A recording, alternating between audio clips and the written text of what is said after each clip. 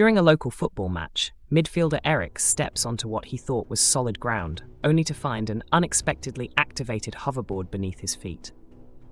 As Eric hilariously struggles to maintain his balance, the hoverboard whizzes across the field, turning the game into a comedic spectacle. Players and spectators burst into laughter as Eric dances to stay upright, accidentally passing the ball in the process. The referee's amusement is evident as he momentarily halts the game to allow Eric to regain control. Spectators cheer this funny new maneuver, adding a unique, humorous twist to the match, creating unforgettable football comedy.